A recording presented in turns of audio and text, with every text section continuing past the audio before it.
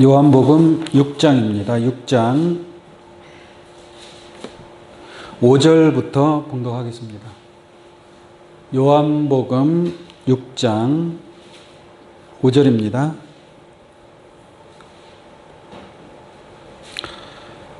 예수께서 눈을 들어 큰 무리가 자기에게로 오는 것을 보시고 빌립에게 이르시되 우리가 어디서 떡을 사서 이 사람들로 먹게 하겠느냐 하시니 이렇게 말씀하시면 친히 어떻게 하실 것을 아시고 빌립을 시험고자 하심이라. 빌립이 대답하되 각 사람으로 조금씩 받게 할지라도 200데나리온의 떡이 부족하리이다. 제자 중에 하나 곧 시몬 베드로의 형제 안드레가 예수께 여짜오되 여기 한 아이가 있어 보리떡 5개와 물고기 2마리를 가졌나이다. 그러나 그것이 이 많은 사람들에게 얼마나 되겠삼나이까. 예수께서 가라사대 이 사람들로 앉게 하라 하신대 그곳에 잔디가 많은지라 사람들이 앉으니 수요가 5,000쯤 되더라. 예수께서 떡을 가져 축사하신 후에 앉은 자들에게 나눠주시고 고기도 그렇게 저희의 원대로 주시다. 저희가 배부른 후에 예수께서 제자들에게 이르시되 남은 조각을 거두고 버리는 것이 없게 하라 하심으로 이에 거두니 보리떡 5개로 먹고 남은 조각이 12바구니에 찼더라. 그 사람들이 예수의 행하신 이 표적을 보고 말하되 이는 참으로 세상에 오실 그 선지자라 하더라. 아멘. 요한복음 6장 5절로 14절까지 봉독해 드렸습니다. 오늘 이 말씀을 통해서 한 아이와 오병이어 라는 제목으로 말씀을 증거하도록 하겠습니다. 여러분들이 잘 알고 있는 것처럼 예수님께서 수많은 이 사람들에게 저녁 때가 돼서 먹을 것이 있어야 되는데 먹을 것이 없습니다. 이 사람들을 다 먹이려면 200데나리온의 떡이 필요하다라고 얘기를 합니다. 그 숫자를 보니까 5,000명이라고 얘기를 합니다. 5,000명. 어쨌든 간에 5,000명이 먹을 것이 있어야 돼요. 근데 지금 시대에도 5,000명 먹으려면 쉽지가 않죠. 그러지 않습니까? 그런데 어떤 아이가 물고기 2마리, 떡 5개를 가지고 있다고 합니다. 그래서 예수님이 물고기 2마리, 떡 5개로 축사하신 후에 나누어 주니까 그 5,000명이 다 먹고 또 여자와 어린 아이들도 배부르게 먹고 남은 것이 12바구니다. 정말 놀라운 역사죠? 지금 시대에 이러한 만약에 표적을 이러한 기적을 행한다면 아마 따라오지 않을 사람이 없지 않을까 그렇게 생각을 합니다. 어쨌든 간에 예수님께서 이 오병이어의 표적뿐만 아니라 많은 병자를 고쳐주는 그러한 표적도 행하시고 또 죽은 사람도 살리는 그러한 표적도 행하시고 또 예수님이 죽었다가 3일 만에 부활한 것도 뭐예요? 표적 중에 표적입니다. 또 구약시대를 보면은 모세 때를 보면은 매일같이 표적의 연속이죠. 그 애굽에 10가지 재앙을 내리는 것도 기적 아닙니까? 그러한 일이 어떻게 있을 수 있겠습니까? 모세 선지자뿐만 아니라 엘리야 선지자라든지 엘리사 선지자라든지 수많은 선지자들이 수많은 표적을 행한 것을 알 수가 있습니다. 그런데 이러한 표적이 그냥 표적으로만 끝난다면 그것이 무슨 의미가 있겠습니까? 그래서 성경은 이러한 수많은 표적을 통해서 그 표적으로만 끝나는 것이 아니라 오병이어의 표적도 마찬가지입니다. 그때 당시에 이스라엘 예수님을 따랐던 많은 사람들을 그 표적을 통해서 떡을 먹게 한 것이 중요한 것이 아니라 그 표적을 통해서 하나님께서 우리에게 말씀하시고자 하는 메시지가 무엇인가를 알아야 된다는 얘기예요. 그냥 표적을 통해서 지나가는 역사가 아니라 그 사건을 통해서, 그 표적을 통해서 하나님께서 우리에게 알려주시고자 하는 하나님의 뜻이 있다라는 것입니다.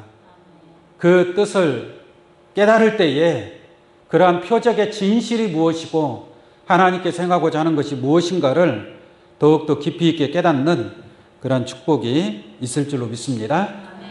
그래서 히브리서 10장 1절 말씀에 율법은 장차 오는 좋은 일의 그림자요 라고 말씀하고 있습니다. 이게 장차 오는 무언가 있다는 얘기죠. 율법이라는 것은 그림자고, 율법은 그림자고 그 그림자에 대한 참 형상이 있다는 얘기죠. 그러므로 율법에 의해서 나타났던 모든 그러한 그림자 속에 또한 참 형상이 숨어져 있음을 알 수 있는 것처럼 하나님께서 베푸신 이 표적 속에 하나님께서 우리에게 말씀하고자 하는 그러한 메시지가 있음을 우리가 오늘 이 시간을 통해서 깨닫는 귀한 시간 되기를 원합니다. 오늘 본문 말씀 한번 보겠습니다. 요한복음 6장 5절부터 보겠습니다. 5절부터 예수께서 눈을 들어 큰 무리가 자기에게로 오는 것을 보시고, 큰 무리가 따라오는 것을 볼 수가 있겠죠.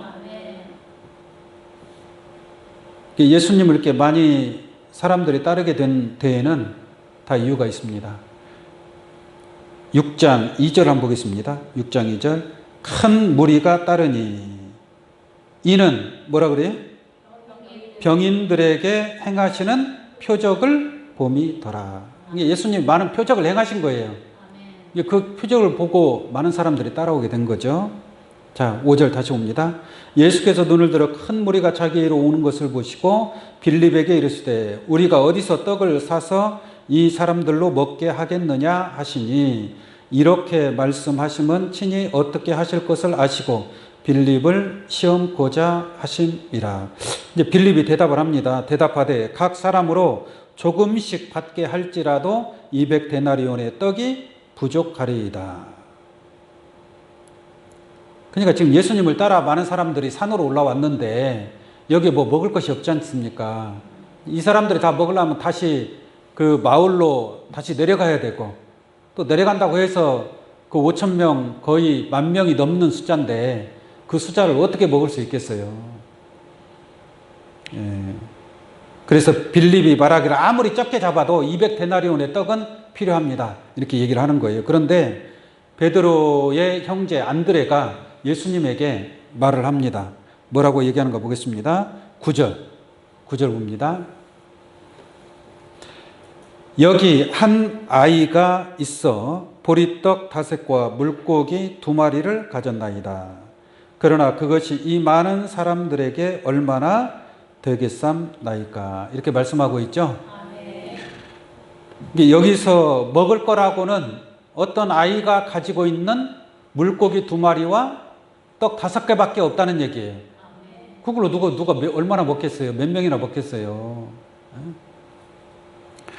자, 그렇게 얘기를 하니까 예수님께서 축사하시고 난 뒤에 갖다 주라고 하니까 5,000명을 먹였다. 이제 그런 내용이 되겠습니다.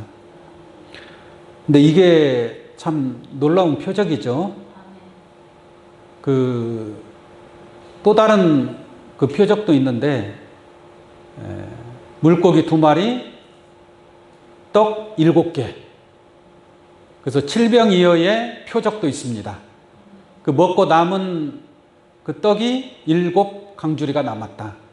그러한 내용도 있는데, 여기에서 한번 생각을 해보십시오. 그 수많은 사람들이 남자만 5천 명이에요. 남자 20세 이상 남자만 5천 명입니다. 근데 그 사람들도 먹을 것이 없어요. 먹을 것이 없는데 이 보리떡 5개와 물고기 2마리를 누가 가지고 있어요?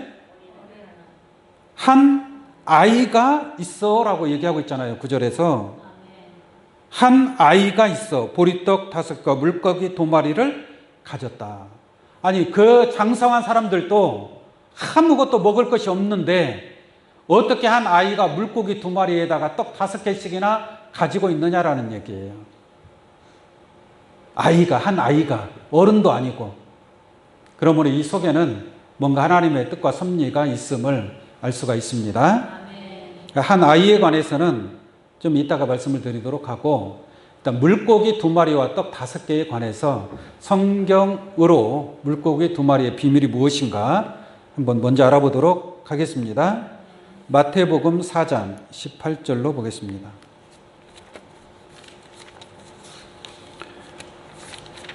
마태복음 4장 18절입니다.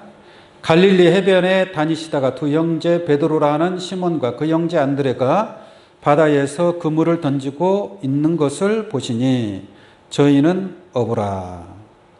베드로와 안드레의 직업이 뭐예요? 어부예요. 어부. 고기 잡는 어부란 말이에요. 배 타고 갈릴리 바다에 나가서 매일같이 고기를 잡는 거예요. 고기를 잡는 겁니다. 그런데 예수님께서 뭐라고 하느냐? 말씀하시되 나를 따라 오너라. 뭐라 그래요? 나를 따라 오너라. 그러면 이제 어부 생활 더 이상 하라는 얘기 하지 말라는 얘기예요. 하지 말라는 얘기 아니에요. 직업을 내려놓아라 이런 얘기. 육신적인 직업을 내려놓고 영적인 하늘의 사명을 감당하라 이 말입니다. 할렐루야. 만약에 누군가가 여러분들한테 그렇게 말하면 그렇게 거길 따라갈 수 있겠나요? 쉽지가 않겠죠. 네. 한번 보겠습니다. 말씀하시되 나를 따라오너라. 내가 너희로 사람을 낚는 어부가 되게 하리라. 예수님이 이 베드로와 안드레는 육적인 어부였는데 이제 바다에 물고기를 잡는 것이 아니라 세상에서 사람을 낚는 영적인 어부가 되라라고 말씀하고 있는 겁니다. 그러면 사람을 낚는 어부가 되라. 이게 사람이 뭐가 되는 거예요? 물고기가 되는 거예요. 물고기가. 사람을 낚는 어부. 물론 베드로 안드레도 사람이지만 사람이 나가서 누구를 낚아요? 사람을 낚아야 된다는 얘기예요. 이게 그 사람이 물고기란 말이에요. 사람을 낚는 어부. 할렐루야. 이게 물고기는 뭘 상징하는 거예요? 사람을 상징하고 있는 거예요. 사람을. 20절 보겠습니다.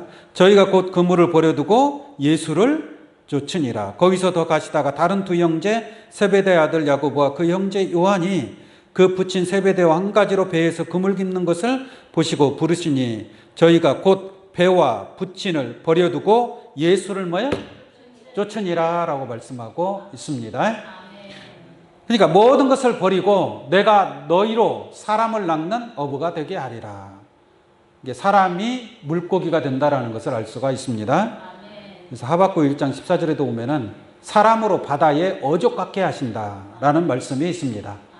이게 사람을 물고기로 비유하고 있는 줄로 믿습니다. 이게 어린 아이가 가진 이 물고기 2마리라는 것도 실상에 우리 입으로 먹는 생선 물고기 2마리를 얘기하는 것이 아니라 비유로 말하자면 물고기지만 실상으로 말하자면 사람을 상징하고 있다라고 말씀을 드릴 수 있겠습니다. 마태복음 13장 말씀 보겠습니다. 마태복음 13장 47절로 봅니다. 또 천국은 마치 바다에 치고 각종 물고기를 모으는 그물과 같으니 그랬죠? 그물에 가득함에 물가로 끌어내고 앉아서 좋은 것은 그릇에 담고 못된 것은 내어 버리느니라. 세상 끝에도 뭐예요? 이러하리라 라고 말씀하고 있습니다. 그러면 여기 천국을 무엇으로 비유하고 있냐면 바다에 치고 물고기를 모으는 그물로 비유하고 있습니다. 그러면 이 천국의 그물은 실상의 고기를 잡는 거예요? 사람 고기를 잡는 거예요? 사람 고기를 잡는 거예요. 여러분들도 쉽게 말하면 천국 말씀의 그물에 걸려든 고기란 말이에요. 고기. 잘 걸린 거예요? 못 걸린 거예요? 천국 그물에 걸려야 천국에 가니까 좋은 것은 그래서 담고 못된 것은 뭐예요? 다시 내버린단 말이에요. 예수를 믿는다고 한다고 해서 다 천국에 들어가는 게 아니란 말이에요. 그 중에서 좋은 물고기가 있고 못된 물고기가 있다. 좋은 물고기와 못된 물고기 차이가 있겠죠. 그렇지 않습니까? 좋은 것은 그릇에 담고 못된 것은 뭐예요? 버린다라고 했으니까 버림받는 물고기 사람이 있고, 그죠? 천국의 그릇에 담겨지는 사람이 있고, 그렇다는 얘기잖아요. 그럼 좋은 것과 못된 것은 무엇로 구분할 수 있느냐? 레위기 말씀 보니까 지느러미와 비늘이 없는 물고기는 가증한 물고기다. 그러나 지느러미가 있고 날개가 있는, 비늘이 있는 그러한 물고기는 정결한 물고기, 좋은 물고기라고 그렇게 말씀하고 있습니다. 이게 고기도 보면은 비늘이 있고 날개가 달린 물고기가 있죠. 그죠? 그러나 비늘이 없는 물고기가 있습니다. 미꾸라지. 미꾸라지와 같은 종류의 물고기들이 많이 있잖아요. 장어라든지. 그 비늘이 있어요, 없어요? 비늘이 없는 물고기. 이게 옷을 입지 않았다는 얘기예요. 벌거벗은 신앙이라는 얘기예요. 벌거벗은 신앙. 우리는 흰 옷을 입은 신앙이 되어야 될 줄로 믿습니다. 또한 하나님의 깨끗한 말씀으로 전신갑주해야 되잖아요. 근데 말씀이 하나도 입지 못한 벌거벗은 신앙, 그런 신앙이 옷을 입지 아니한 비늘이 없는, 날개가 없는 신앙으로서, 그 미꾸라지는 보통 어디에서 살아요? 땅 속에 들어가서 살잖아요. 네? 땅 속에서. 이게 영적으로 세상 속에서 살아가는 사람, 네?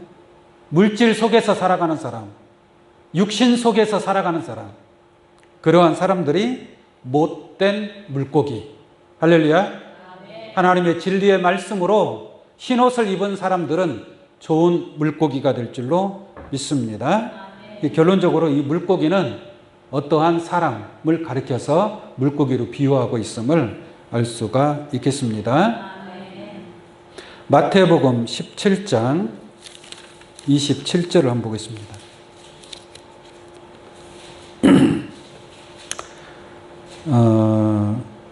이 내용은 무슨 내용이냐면, 이제 예수님과 베드로가 함께 가고 있는데, 세금을 내야 되는데 예수님이 세금을 못 냈어요. 세금을 못 내니까 이 세금을 받으러 다니는 사람들이 있단 말이에요. 세금 안 내면 독촉장 와요, 안 와요? 독촉장이 오잖아요. 그러니까 세금을 안 내고는 살 수가 없어요. 세금을 내야 돼요. 근데 예수님이 세금을 못 내신 것 같아요. 그러니까 세금을 걷는 사람들이 와가지고 베드로한테 하는 얘기예요. 야, 니네 선생은 왜 세금을 안 내냐? 에? 해마다 한 번씩 성전세라는 걸 내야 돼요. 반세겔. 반세겔이라는 그 1년에 한 번씩 세금을 내야 되는데 그걸 안 낸 거예요. 그러니까 세금을 걷는 사람들이 와가지고 베드로한테 왜 니네 선생은 세금을 안 내냐라고 따지는 거예요. 그러니까 조금만 기다려봐. 낼 테니까. 알아보고 해결할 테니까 좀 기다려봐. 이제 그러한 내용이 주고받고 합니다. 그래서 이제 베드로가 예수님께 가요. 예수님은 그 사실을 다 알고 있는 거예요. 다 알고 있으면서 베드로한테 물어보는 거야. 세금은 아들이 내는 것이냐 타인이 내는 것이냐 라고 물어보니까 베드로가 타인입니다 이렇게 얘기합니다. 예수님은 아들이란 말이에요. 하나님의 성전의 주인 아니에요? 근데 왜 예수님한테 성전세를 거두려고 하느냐라는 얘기죠. 성전은 하나님의 집이잖아요. 예수님은 하나님의 아들이고, 이게 성전의 주인은 하나님인데 왜 하나님의 아들한테 이 세금을 걷느냐라는 얘기를 베드로한테 하는 겁니다.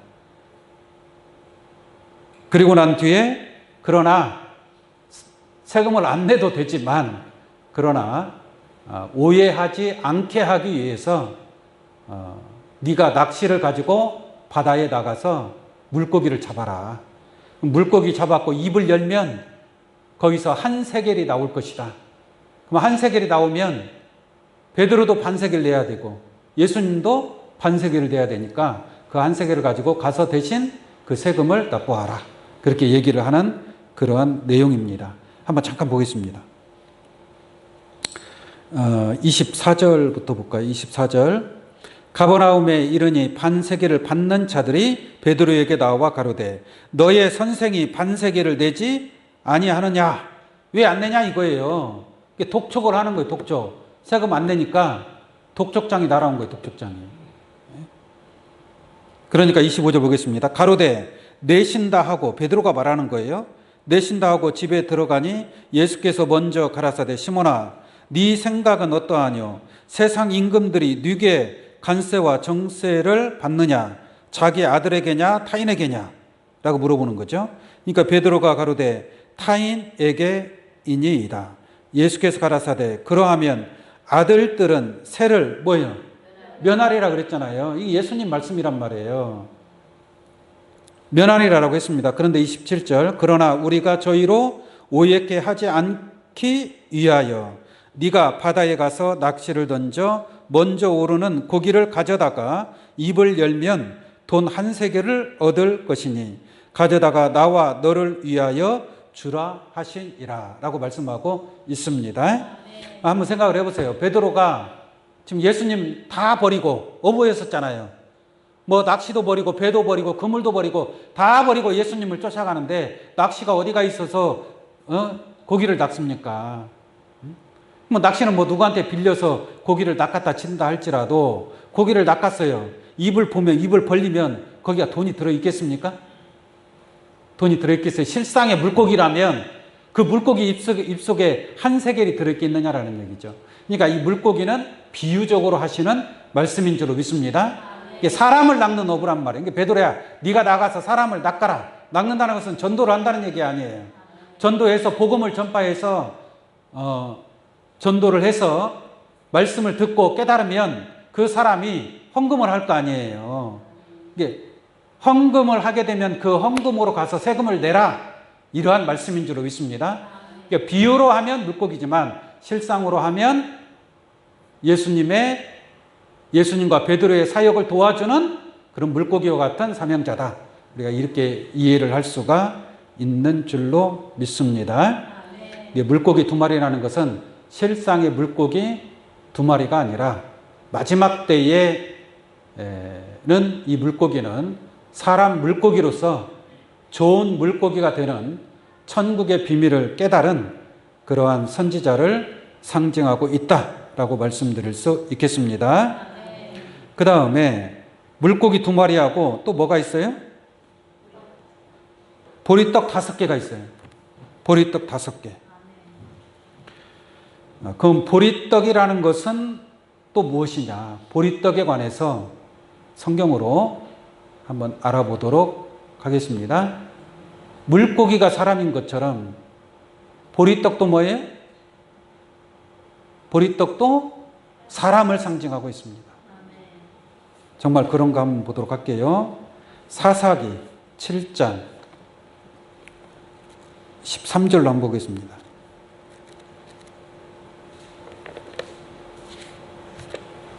사사기 7장 13절 13절 보겠습니다. 기드온이 그곳에 이른즉 어떤 사람이 그 동무에게 꿈을 말하여 이르기를 어떤 사람이 꿈을 꿨대요. 하루는. 근데 꿈속에 있는 얘기를 막 하는 거예요. 말하기를 이르기를 내가 한 꿈을 꾸었는데 꿈에 보리떡 한 덩어리가 라고 말씀하고 있죠. 꿈 이야기를 하는 거예요. 꿈을 꿨는데 보리떡 한 덩어리가 미디안 진으로 굴러 들어와서 한 장막에 이르러 그것을 쳐서 무너뜨려 엎드려뜨리니 곧 쓰러지더라. 할렐루야. 이게 보세요. 꿈속에서 보리떡 한 덩어리가 막 굴러가는 거예요. 굴러가면서 미디안 진으로 막 굴러 들어가는 거예요.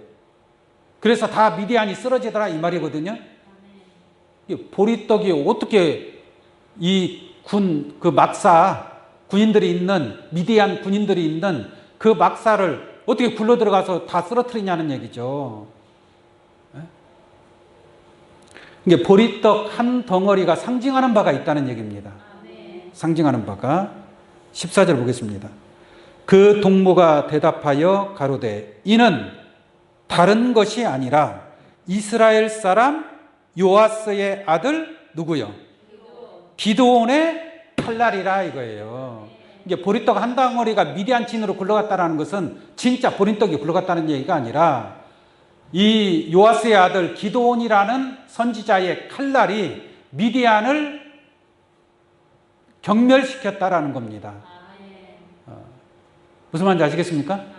그러니까 미디안 이 사람들이 미디안 사람, 아말렉 사람, 동방 사람 이 사람들이 이스라엘로 들어와 가지고 추수 때가 되면 곡식을 다 추수하면 다 뺏어가는 거예요. 마치 일제 시대 때 우리 곡식을 수탈하듯이. 그러니까 이스라엘 백성들이 먹을 게 있어요, 없어요? 먹을 게 없는 거예요. 얼마나 힘들겠습니까? 꼭 그때만 되면 이 미디안 아말렉 족속들이 들어와 가지고 그것도 한두 명이 아니에요. 뭐 메뚜기 떼와 같이 많은 사람들, 바다의 모래와 같이 많은 그런 무리들이 꼭 이스라엘로 들어와 가지고 다 그 곡식들을 다 뺏어가 버리니까 얼마나 힘들겠습니까? 그래서 하나님이 사사 기드온을 세운 거예요. 기드온이 보리떡 한 덩어리가 돼 가지고 미디안 진을 무너뜨렸다라는 그러한 말씀인 줄로 믿습니다.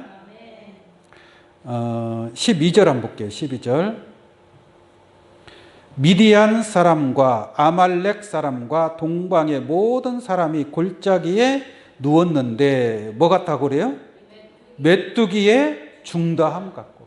메뚜기 떼 뭐 수천 마리입니까? 메뚜기 떼가? 수만 마리, 수백만 마리 그렇게 움직이잖아요. 그런 것처럼 이 미디안과 아말렉 동방 사람들이 그렇게 많은 사람들이 들어와서 싹 훑어가 버리는 거예요. 곡식들을 싹 훑어가 버리는 거예요. 그러니까 얼마나 힘듭니까? 그래서 하나님이 누구를 세웠어요? 사사 기드온을 세운 거예요. 그 기드온을 보리떡 한 덩어리로 표현하고 있는 줄로 믿습니다. 그러니까 보리떡 한 덩어리를 통해서 그 미디안과 아말렉 족속들을 심판함으로 말미암아 물리침으로 말미암아 결론적으로 이스라엘 백성들이 편안하게 살 수 있게 마음껏 먹을 수 있도록 할렐루야 그거를 지켜준 거예요. 지켜준 거예요. 보리떡 한 덩어리로 할렐루야. 그러면 어린 아이에게 있는 보리떡이 몇 개가 있어요? 5개나 가지고 있잖아요. 보리떡 한 덩어리가 나아요? 그 셀 수 없는 수많은 미디안 족속들이 나아요? 보리떡 하나가 낫죠. 비유로 말하자면 알곡 하나가 나아요? 10만 명이 나아요? 저 가라지 10만 개가 있다 한들 알곡 하나 앞에 덤빌 수 있습니까? 덤빌 수 없는 거예요.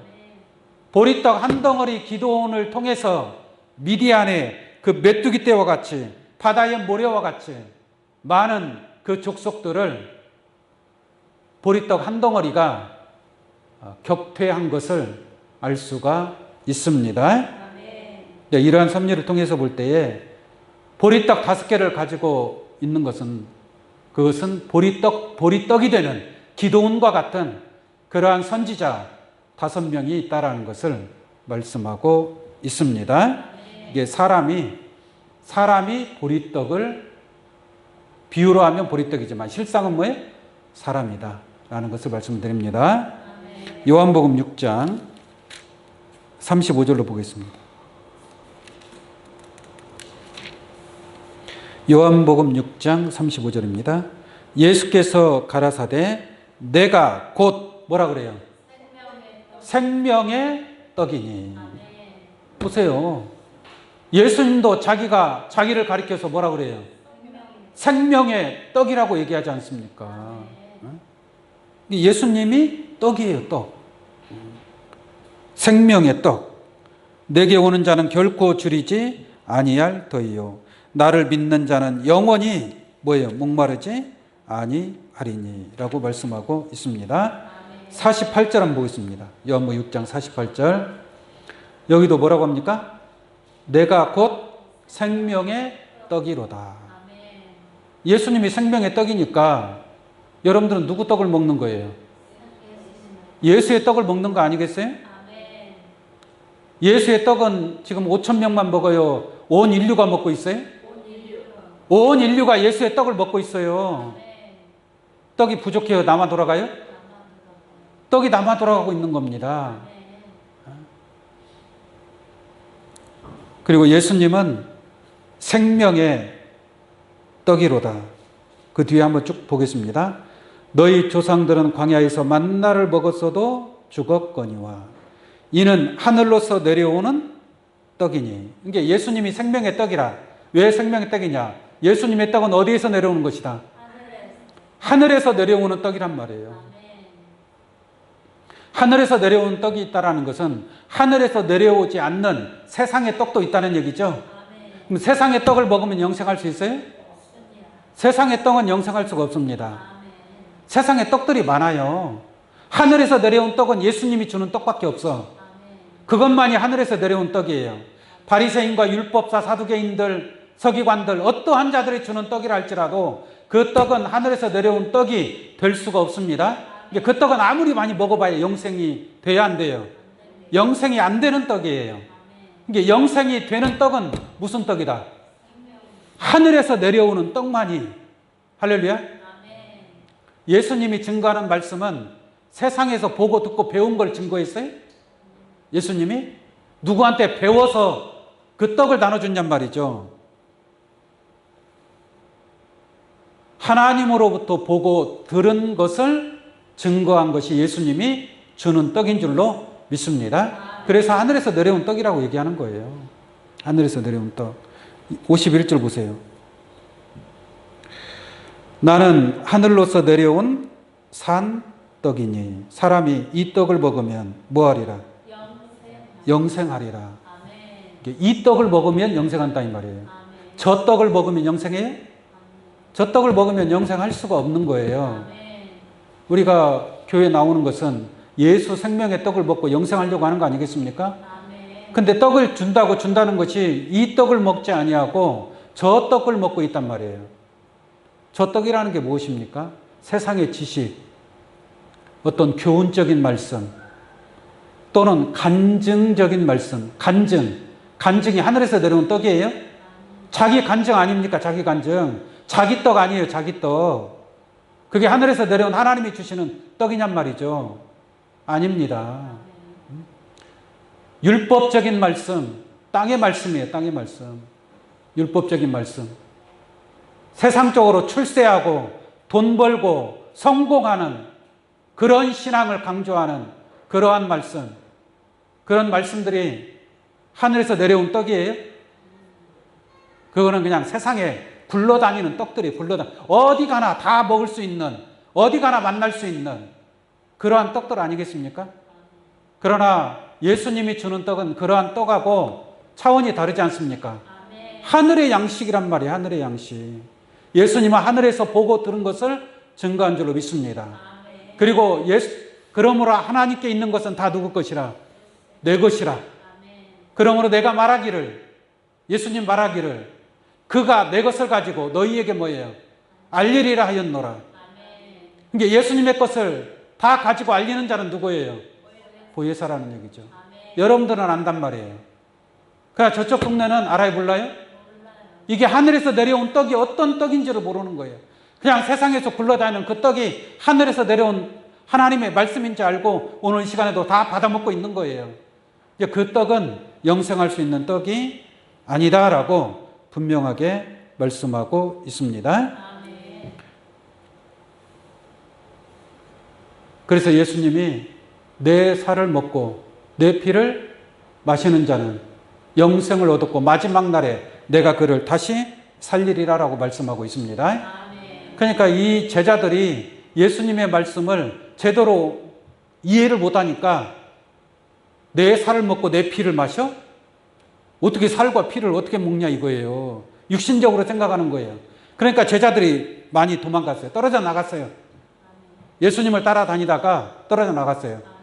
그러니까 예수님이 제자들한테 또 물어보는 거예요. 야, 니네도 가겠느냐? 물어보는 거예요. 그 내용 한번 잠깐 볼까요?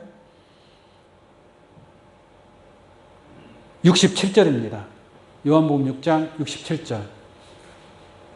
보니까 예수께서 12 제자에게 이르시되 너희도 가려느냐? 시몬 베드로가 대답하되 주여 뭐요? 영생의 말씀이 계시매 우리가 어디로 가오리까? 이게 영생의 그 말씀이 예수님이 주시는 그 영생의 말씀이 생명의 떡이고 하늘에서 내려온 산떡인 줄로 믿습니다. 이게 이 떡 외에 나머지 떡들은 다 무슨 떡이에요? 죽은 떡이에요. 죽은 떡. 예수님의 살과 피가 되는 떡이 아니라 죽은 떡이다 이 말이에요. 아무리 시적이고 문학적이고 철학적으로 아무리 말씀을 멋있게 증거한다 할지라도 그것은 세상에 속한 떡이지 하늘에 속한 떡은 아니다라고 말씀을 드립니다. 자, 요한복음 6장 9절 다시 한번 보겠습니다. 요한복음 6장 9절입니다. 여기 한 아이가 있어 보리떡 5개와 물고기 2마리를 가져나이다 그랬죠? 자, 이 물고기 2마리와 보리떡 5개를 어떻게 어린 아이가 그 떡을 가지고 있을 수 있느냐? 이게 한 아이에게 있는 보리떡 5개와 물고기 2마리. 굳이 숫자로 합하자면 7개가 되는 거죠. 이들은 실상의 물고기, 실상의 보리떡 5개로만 생각하지 마시고 이것은 비유로 하면 물고기지만 실상으로 하면 사람을 가리키고 있는 줄로 믿습니다. 좋은 물고기, 천국의 물고기가 될 수 있는 그런 하나님의 말씀의 옷을 입은 진리의 옷을 입은 그러한 선지자, 사명자를 가리키고 있다라고 말씀을 드립니다. 그러면 이 아이에 관해서 한번 알아보도록 할게요. 한 아이는 누구를 가리키고 있느냐? 진짜 어린 아기를 가리키고 있는 것인지 아니면 영적인 표현인지 그런 내용을 성경적으로 한번 보도록 하겠습니다. 시편 8편 2절을 한번 보겠습니다. 시편 제가 읽겠습니다. 시편 8편 2절을 보시면 주의 대적을 인하여 어린 아이와 젖먹이의 입으로 말미암아. 젖먹이의 입에서 말이 나올 수 있나요? 기껏 나와봐야 엄마, 아빠 이거 나오겠죠. 에? 근데 뭐라고 합니까? 젖먹이의 입으로 말미암아 권능을 세우시며. 그러니까 어린아이와 젖먹이를 통해서 권세와 능력을 가진다는 얘기예요. 이게 어린아이가 그러한 힘이 있다는 얘기입니다. 이게 육적인 어린아이를 여기서 말하는 게 아닙니다. 어린아이 입으로 말미암아 권능을 세우시며 이는 원수와 보수자로 잠잠케 하려 하심이니라. 그러니까 젖먹는 어린아이가 원수와 보수자들로 잠잠케 해버린다는 얘기죠. 그 힘과 능력이 어린아이에게 있다라는 말씀인 줄로 믿습니다. 이게 육적인 어린아이가 아니라 영적인 어린아이다 라고 말씀을 드릴 수가 있겠죠. 마태복음 18장 2절을 보겠습니다.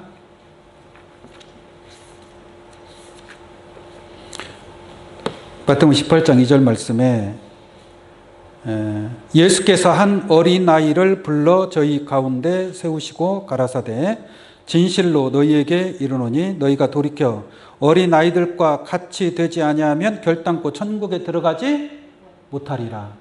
여러분 천국 들어가려면 어떻게 해야 돼요? 어린아이가 돼야 돼요. 어린아이는 뭘 가지고 있어요? 오병이어를 가지고 있잖아요. 네? 그럼 여러분들이 뭐 같이 돼야 된다? 어린아이와 같이 되지 아니하면 결단코 천국에 들어가지 못하리라. 그럼 이 어린아이, 육적인 어린아이예요? 여러분들은 이제 육적인 어린아이가 될 수 있어요, 없어요? 없잖아요. 이미 다 성장해버렸는데 어떻게 어린아이가 됩니까? 그러나 영적으로는 뭐가 돼야 돼요? 어린아이가 돼야 돼요. 어린아이가. 그래서 어린아이와 같이 되지 아니하면 결단코 천국에 들어가지 못하리라. 그러므로 누구든지 이 어린아이와 같이 자기를 낮추는 그이가 천국에서는 뭐예요? 큰 자니라. 그래서 어린아이가 되면 될수록, 어린아이와 같이 낮아지면 낮아질수록 천국에서는 뭐가 돼요? 큰 자가 되는 겁니다. 이게 어린아이가 되어야 된다니까, 여러분들이. 어린아이가 되지 않냐고. 어린아이는 자기 욕심이 있어요, 없어요? 자기 욕심이 없어요, 어린아이는. 그냥 순전하게 인도하는 대로 따라갑니다. 어린아이는. 그 다음에 보겠습니다. 또 누구든지 내 이름으로 이런 어린아이 하나를 영접하면 곧 나를 영접함이니. 이게 어린아이를 하나 영접하면 누구를 영접하는 것이다? 나를 영접하는 것이다. 어린아이를 영접하는 것이 곧 예수를 영접하는 것이다. 그러면 이 어린아이는 누구라는 얘기예요? 예수님과 같다는 얘기잖아요. 이게 예수님도 어린아이예요. 예수님은 어린아이 중에 어린아이, 최고로 어린아이. 아시겠습니까? 그래서 빌립보서 2장 5절 말씀 보면은 예수님은 그는 근본 하나님의 본체시나 하나님과 동등됨을 취할 것으로 여기지 아니하시고 자기를 비웠단 말이에요. 자기를 비운 게 뭐예요? 어린아이라니까, 어린아이. 어린아이는 자기가 있어요, 없어요? 자기 생각이 없고 자기 주장이 없고 자기 뜻이 없단 말이에요. 그러니까 예수님도 자기를 비웠으니까 자기가 있어요, 없어요? 없어요. 그러니까 하나님의 뜻에 죽기까지 뭐 할 수 있는 거예요? 순종할 수 있는 거예요. 그래서 자기를 낮추시고 죽기까지 순종하셨으니 곧 십자가에 죽으시니라. 이러므로 하나님이 그를 지극히 높여. 할렐루야. 왜? 어린아이와 같이 자기를 비우고 자기를 낮추었으니까 하나님이 그를 지극히 높이신 줄로 믿습니다. 여러분들도 자기를 어떻게 해야 돼요? 낮추는 자가 돼야 돼요. 자기 생각대로 가는 것이 아니라 하나님의 말씀에 순종하는 것이 자기를 낮추는 것인 줄로 믿습니다. 세상으로 나아가는 것은 자기를 낮추는 게 아니죠. 자기 생각이 강한 거예요. 자기 생각이.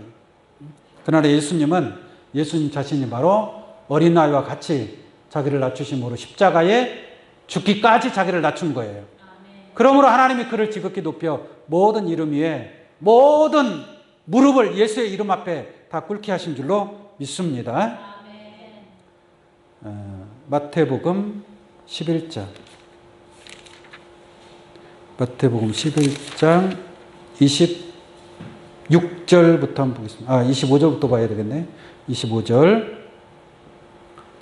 그때에 예수께서 대답하여 가라사대 천지 주제이신 아버지여 이것을 지혜롭고 슬기 있는 자들에게는 숨기시고 어린 아이들에게는 나타내심을 감사하나이다. 그러니까 세상에서 지혜롭고 슬기롭고 똑똑하다는 자들에게 하나님이 보여주는 게 아니에요.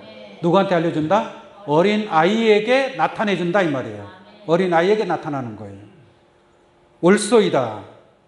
그것이 옳다. 이렇게 된 것이 아버지의 뭐예요? 뜻인다. 어린 아이들에게 보여주는 것이 하나님의 뜻이다라는 거예요. 그 다음에 27절. 내 아버지께서 모든 것을 뭐라 그래요? 내게 주셨으니. 그러니까 어린 아이에게 나타나는 것이 옳다라고 하놓고서 하나님이 누구한테 보여주고 있는 거예요? 예수님에게 보여주고 있잖아요. 아버지께서 모든 것을 누구한테 줬어요? 예수님에게 줬단 말이에요. 예수님이 왜 예수님한테 준 거예요? 어린아이이기 때문에. 비유로 말하자면 예수님이 가장 자기를 낮추는 자이기 때문에 낮추신 예수님에게 주신 줄로 믿습니다. 주 예수님, 아버지 외에는 아들을 아는 자가 없고 아들과 또 아들의 소원대로 계시를 받는 자 외에는 아버지를 아는 자가 없느니라. 그러니까 여기서도 예수님도 어린아이고 또 예수님의 소원대로 계시를 받는 자도 뭐예요? 어린아이란 말이에요. 무슨 말인지 아시겠죠? 네. 그래서 그 한 아이에게 뭐가 있다고요? 오병이어가 있다. 오병이어. 마치 계시록 1장 16절에 보면은 인자 같은 이의 오른손에 무슨 별이 있어요? 7별이 있단 말이에요. 그 7별의 사명자가 곧 오병이어의 사명을 감당하는 그러한 선지자다. 그렇게 이해를 하시면 될 줄로 믿습니다. 또한 마지막 때 7 등불의 사명이 있습니다. 7 등불. 등불이라는 것은 말씀 안에 등불이 있는 거예요. 실상의 어떤 등불이 아니라 그 등불이 되는 말씀을 가진 자, 보좌 앞에 7 등불의 사명이 있다라고 말씀드릴 수 있겠습니다. 성경은 이러한 내용으로 여러 가지로 설명을 하고 있습니다. 그래서 한 아이에게 있는 오병이어의 섭리, 이제 앞으로 이 오병이어의 섭리가 2000년 전에 예수님의 그 오병이어의 표적으로 끝나는 것이 아니라 앞으로 한 아이에게 속한 물고기 2마리, 떡 5개의 사명을 통해서 수많은 사람들을 먹이고도 남는 12강주리가 있을 것을 성경은 말씀하고 있는 줄로 믿습니다. 마태복음 14장